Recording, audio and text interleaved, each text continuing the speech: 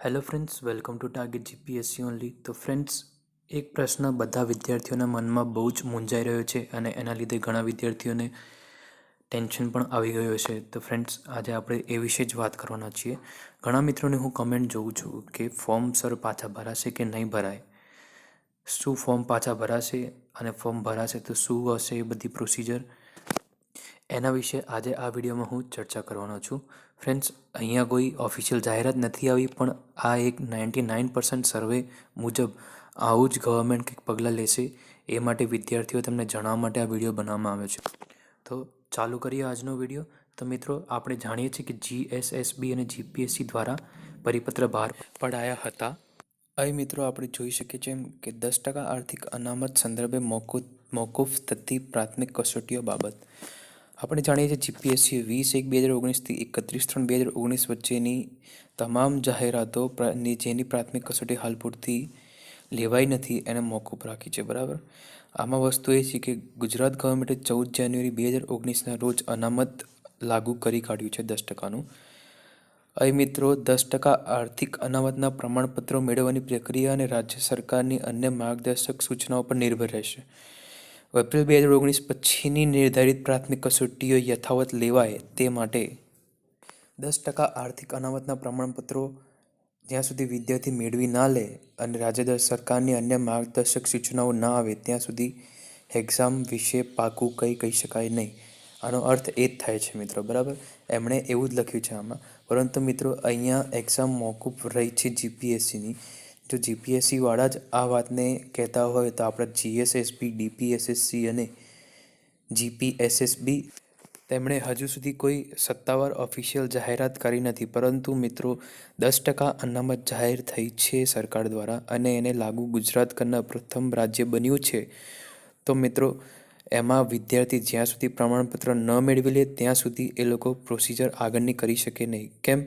કારણ કે જે વિદ્યાર્થીઓએ ફોર્મ હમણાં પહેલાં જે ભરી કાઢ્યા છે, જે તેમાં ફોર્મ તમને ગણાવી દો કઈ કઈ પરીક્ષાના, ડિસ્ટ્રિક્ટ પંચાયત બોર્ડની છે, એમાં તલાટી કમ મંત્રી અને તલાટી માટે, તથા બિન સચિવાલય ઓફિસ આસિસ્ટન્ટ અને સચિવાલય ક્લાર્ક માટે, અને બીજી assistant curator, mine supervisor, technical assistant અને અન્ય બધી એક્ઝામ્સ કે જેના પ્રાથમિક કસોટી હજુ સુધી લેવાઈ નથી. બરાબર. તો એ પ્રાથમિક કસોટી ના લેવાઈ હોય તો એ વિદ્યાર્થી મિત્રોને 99% ચાન્સ એવા કે એના ફોર્મ પાછા ભરાશે. કેમ મિત્રો? કારણ કે જો 10% અનામતનું તમે ફોર્મ લેશો તો તમારી એમાં સીટ પણ તમારી એમાં સ્પેસિફિક દર્શાવશે ને જાહેરાતમાં. તો પહેલાંવાળી જાહેરાતમાં તો તમે જનરલ કેટેગરીમાં ફોર્મ ભર્યા છે મિત્રો. તો જનરલ કેટેગરીમાં જો તમે ફોર્મ ભર્યા હોય તો એ ફોર્મ તો માન્ય ગણાય જ નહીં. કારણ કે 10% અનામતનું તમારી સાથે ફોર્મ હશે તો ગવર્મેન્ટ કેવી રીતે એને એપ્લાય કરશે? તો ફ્રેન્ડ્સ, એના માટે સરકારે ફોર્મ પાછા ભરવા અનિવાર્ય થઈ જશે. બરાબર. તો આ ફોર્મ પાછા ભરાશે તો બધાએ ફોર્મ પાછા ભરવા પડશે કે જેમની પાસે પ્રમાણપત્ર હશે તેમને ભરવા પડશે. એ તો સત્તાવાળા જ જાહેર કરશે. બરાબર. પરંતુ ફોર્મ પાછા ભરાશે એની શક્યતા 99% છે ફ્રેન્ડ્સ. તો અહીંયા ફ્રેન્ડ્સ, હવે ગૌણ સેવા પસંદગી મંડળનો પણ એક જાહેરાત ઓફિશિયલ આવ્યો હતો. તમે જોઈ શકો છો. માઇન સુપરવાઇઝર, આસિસ્ટન્ટ ક્યુરેટર અને ટેકનિકલ આસિસ્ટન્ટની જે એક્ઝામ્સ હતી એની એક્ઝામ્સ મોકૂફ રાખવામાં આવી છે. અહીં મિત્રો, જ્યાં સુધી બિન અનામત વર્ગના આર્થિક રીતે નબળા વર્ગને એમનું સર્ટિફિકેટ ના મળે અનામતનું, ત્યાં સુધી તેઓ એક્ઝામ લઈ જ ન શકે. કારણ કે જો 10% અનામતનું તમારી પાસે સર્ટિફિકેટ ના હોય, બરાબર, તો તમે તો જનરલ કેટેગરીમાં જ આવવાના પાછા. વાત તો તમારી ત્યાં જ અટકી જવાની. તો સરકાર કઈ રીતે સમજી શકશે કે તમે 10% અનામતમાં છો કે નહીં?